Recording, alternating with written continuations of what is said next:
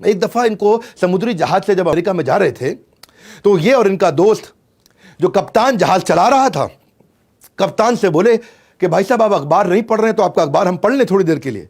तो कप्तान बोला पढ़ लो लेकिन मुझे वापस चाहिए क्योंकि मैंने अभी तक पढ़ा नहीं है। स्वामी जी बोले ठीक है।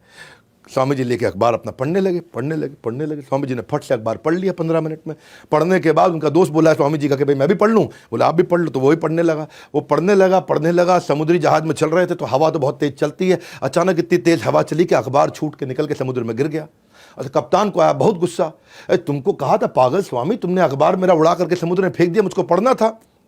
स्वामी जी बोले नाराज मत होइए, कोई बात नहीं। क्यों नाराज ना हूं, मेरा अखबार चला गया। नहीं कोई बात नहीं, नाराज मत होइए, जरा कोई कॉपी पेन पड़ा है। तो कॉपी पेन दिया तो स्वामी जी गए, आधा घंटा कुछ लिखते रहे। यहाँ कप्तान खुंदक खा रहा था, स्वामी जी आधा घंटा कुछ लिखते रहे। कप्तान खुंदक खा रहा था, स्वामी जी लिखते रहे। थोड़ी देर बाद स्वामी जी आए, ये लीजिए पूरा अखबार आपको लिख के दे दिया।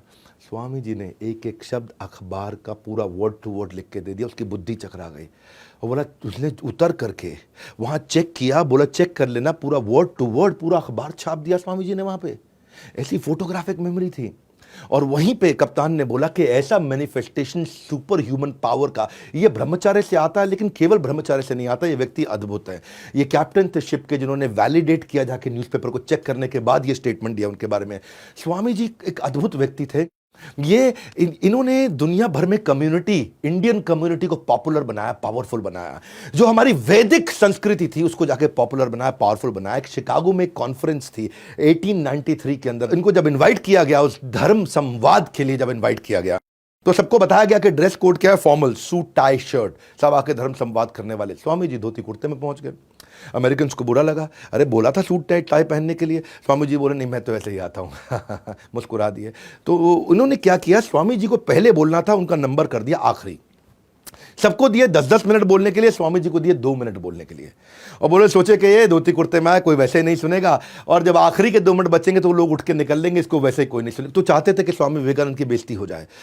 बहरहाल स्वामी विवेकानंद जब आखिरी के 2 मिनट इनको दिए गए, वो स्टेज पे गए, इधर देखा उधर देखा, गहराई से उन्होंने जब वो फेमस स्पीच अपनी शिकागो की दी, तो ये वो स्पीच है जो स्पीच लोगों ने सुनते ही खड़े होकर के बीच बीच में तालियां बजानी शुरू कर दी। कोई उठा नहीं, 2 मिनट नहीं, 10 मिनट नहीं, 20 मिनट नहीं, आधा घंटा नहीं, 1 घंटा नहीं, जबकि सब 10 मिनट बोले, ये 1.5 घंटा तक वहां बोलते रहे। पिन ड्रॉप साइलेंस, ताली बजती शांति हो जाती, ताली बजती सन्नाटा हो जाता, ताली बजती सन्नाटा हो जाता। ये वो 1.5 घंटे की स्पीच है जो आज भी पूरी दुनिया जिसके लिए स्वामी विवेकानंद को याद करती है। और खत्म होने के बाद पूरा का पूरा स्टेडियम 8000 लोगों के साथ में खड़े होकर गड़गड़ाहट तालियां बजाता चला गया। विश्व धर्म संसद में स्वामी विवेकानंद का सबसे महान वक्ता थे वहां पे। और न्यूयॉर्क हेराल्ड ने कहा, उन्हें सुनने के बाद लगता है कि जिस देश में इतने विद्वान और बुद्धिमान लोग रहते हैं उस देश में मिशनरी को भेजना, क्रिश्चियन मिशनरी को भेजना मूर्खतापूर्ण होगा। ये न्यूयॉर्क हेराल्ड ने बोला, उनका सबसे बड़ा अखबार हुआ करता था।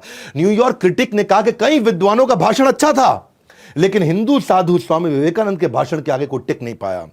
ये थे स्वामी विवेकानंद। रविंद्रनाथ टैगोर कहते हैं कि अगर इंडिया को जानना चाहते हो तो स्वामी विवेकानंद को पढ़ लो। इन्होंने भारत को जाकर रिप्रेजेंट किया पार्लियामेंट ऑफ रिलीजन में, शिकागो 1893। वेस्टर्न वर्ल्ड ने इंडिया को अथॉरिटी एक्सेप्ट किया धर्म के रूप में, ये पहली बार हुआ था। लेकिन क्या है, इंडिया आज भी ये देश की कम्युनिटी को पूरी दुनिया तक पहुंचाया।